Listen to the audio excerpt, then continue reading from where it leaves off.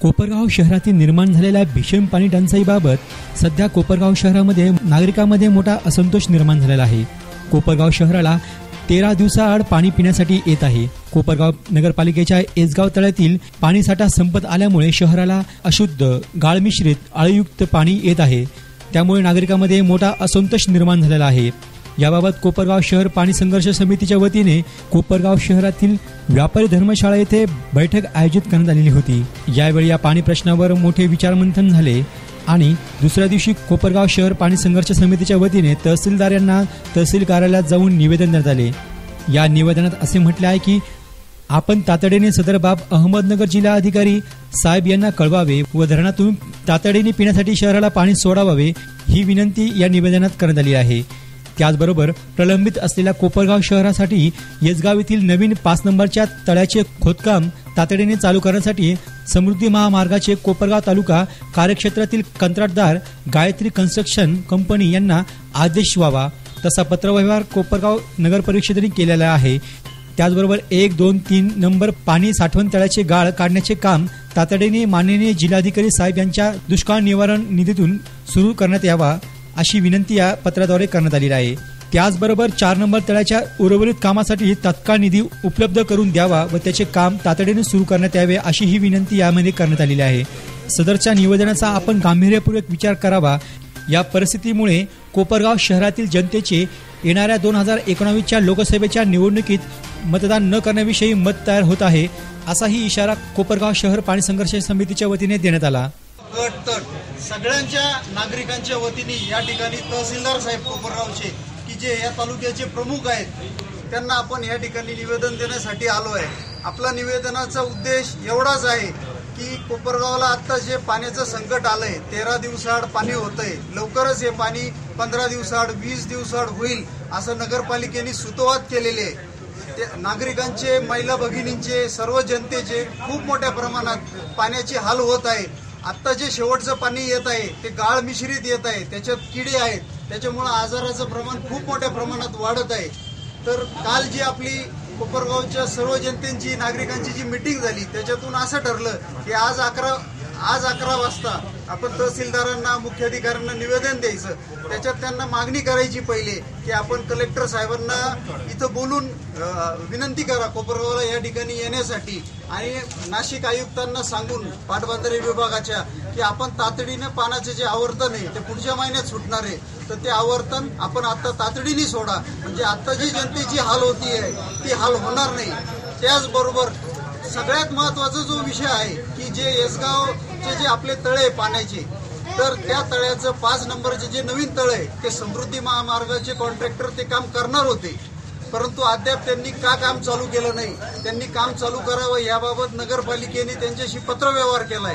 तर हे मोठं काम जे मुख्यमंत्र्यांचं ड्रीम प्रोजेक्ट आहे ते कोपरगाव तालुक्यातून तो जात आहे आणि तरी 1 लाख लोकसंख्या असणाऱ्या एवढ्या नागरिकांच्या बाबतीत विचार केला जात नाहीये. ते काम अजून का सुरू झालं नाही तर ते चालू करण्यासाठी आपल्याला तहसीलदारांना विनंती करायची आहे. त्याचबरोबर आपले जे आधीचे तळे आहेत 1 नंबर, 2 नंबर, 3 नंबर, त्या सर्व तळ्यांचा गाळ कलेक्टर साहेबांना अधिकार आहे. त्यांच्या दुष्काळाचे भरपूर प्रमाणात निधी येतात तर तातडीने आपण ते निधी द्यावे व एक तळ्याचे जसं जसं कोरडं होईल तसं तसं त्याचा गाळ तातडीने काढावा. यासाठी आपण या ठिकाणी आलेलो आहे. काल सांगताना प्रत्येकाने आपले आपले मत मांडले. जनता या बाबतीत खूप प्रक्षुब्ध आहे. म्हणून कोपरगावचे प्रमुख, आपल्या तालुक्याचे प्रमुख म्हणून तहसीलदारांना आपण हे निवेदन देण्यासाठी इथं आलोय की आम्ही नागरिकांची, व्यापाऱ्यांची, वकील, डॉक्टर लोक, स्लम एरियातले लोक, सर्व नागरिकांची कोपरगाव बेमुदत बंद करायची जवळजवळ तयारी झालेली आहे. आणि जर हे काम लवकरच आपण मार्गी नाही लागलं, तळ्यामध्ये जर लवकर पाणी सोडलं नाही तर आम्ही 29 तारखेला जे मतदान आहे तर त्याच्यावर बहिष्कार टाकायचा विचार जनतेमध्ये सुरू झालेला आहे.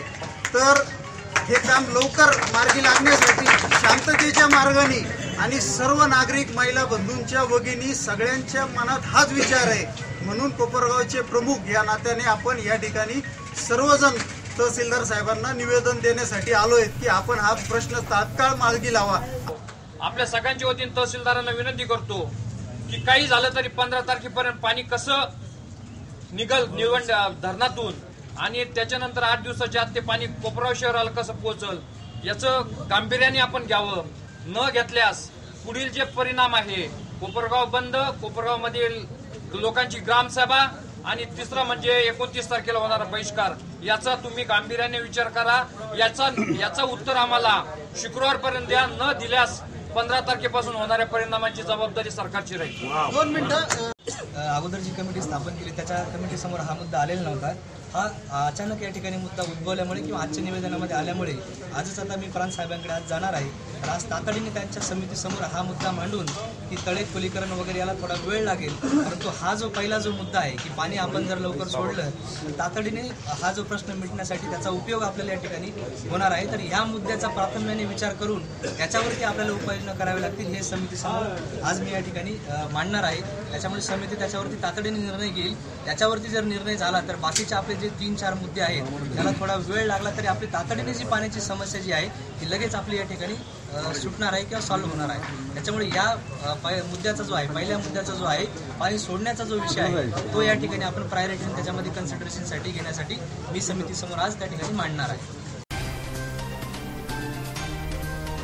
यावेळी कोपरगाव शहरातील संतोष चव्हाणके, कृष्णा आढाव, डॉक्टर अजय गर्जे, विजय आढाव, धरम बागरेच्या, सुधीर डागा, अतुल काले, महेश उदावंत, डॉक्टर अतिश काळे, अशोक खांबेकर, फकीर मामू कुरेशी, हुसेन राज मोहम्मद, चेतन खुबानी, सुनील बंब, महेश जोशी, मनोज जोशी, साहेबराव कोपरे, सचिन ठोळे, विजय वाजे, हफीज शेख, योगेश टोके, शैलेश साबळे, स्वप्नील निखाडे, डॉक्टर आव्हाड पोपटराव, सत्यन मुंदडा, कल्पेश शहा, बाळासाहेब दीक्षित, दिनार कुदळे, बाळासाहेब आढाव, अशोक आव्हाटे, विशाल निकम, दत्तोबा जगताप, सतीश गुजराती, युसुफ रंगरेज, प्रसाद नाईक, कैलास आव्हाड, सुशांत खैरे, ॲडव्होकेट शंतनू धोरडे, ॲडव्होकेट जयंत जोशी, मंगेश पाटील, काका कोयटे, विजयराव वहाडणे आदी जण मोठ्या संख्येने यावेळी उपस्थित होते.